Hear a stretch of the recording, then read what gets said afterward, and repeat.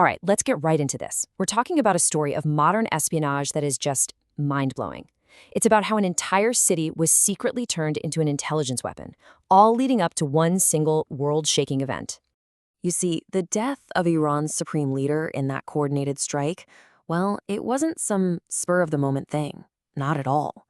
It was actually the final move in a very long game, a mission built on years and years of patient, high-tech surveillance. And when the news broke, it was absolutely shocking.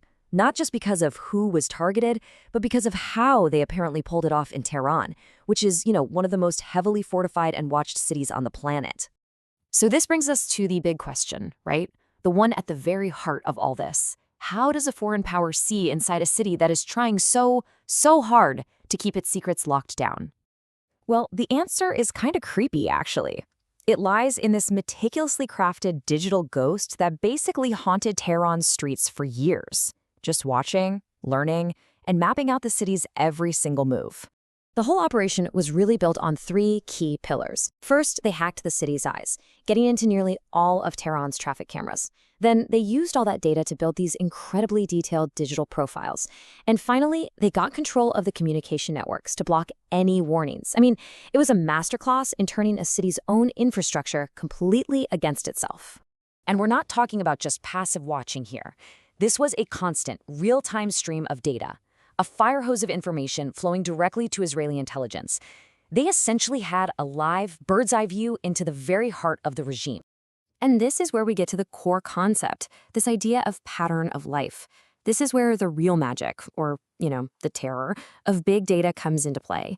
You have these super complex algorithms just sifting through mountains of raw footage, transforming simple, everyday actions into powerful, predictive intelligence. So these algorithms went to work building these crazy detailed files, not just on Khamenei, but on his entire security detail. Think about it. They knew where his guards lived, the exact routes they took to work, even where they parked their personal cars. They were literally mapping out their lives, piece by piece. And the result? Well, one intelligence official put it perfectly. We knew Tehran like we know Jerusalem. Just let that sink in for a second. That level of intimate knowledge from hundreds of miles away is just staggering. Okay, so that's the setup. But the physical strike? That was only the beginning. Now we're going to look at the immediate aftermath, because this thing just explodes into a full-blown cyber war. Almost instantly, the fight jumped into cyberspace. But what's really fascinating is that each side adopted a completely different strategy.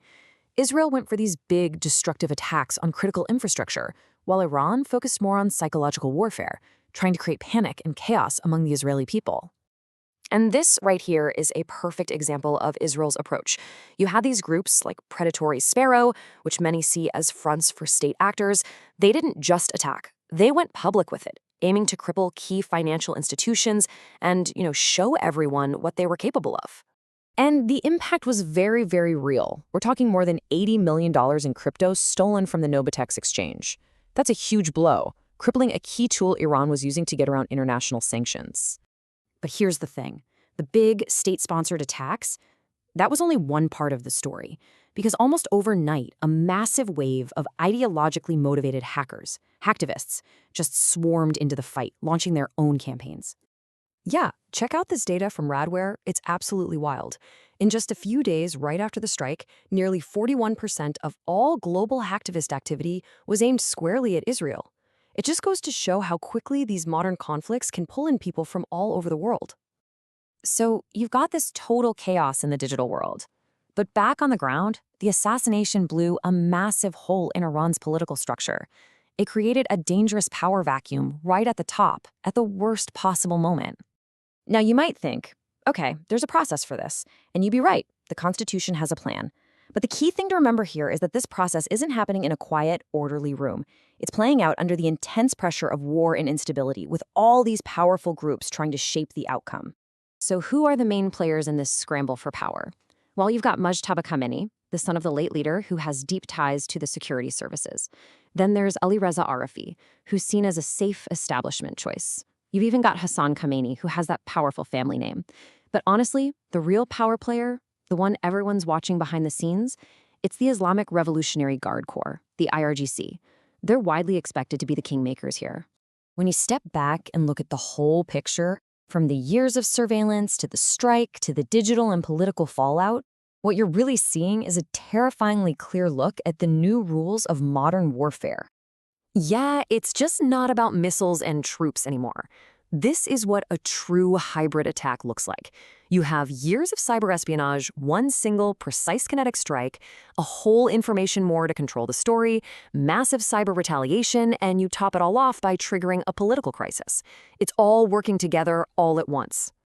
And all of this leaves us with one final, pretty unsettling thought. When the front line of a war is everywhere, from a traffic camera to a text message on your phone to a bank servers, how do we even begin to define where the battlefield ends?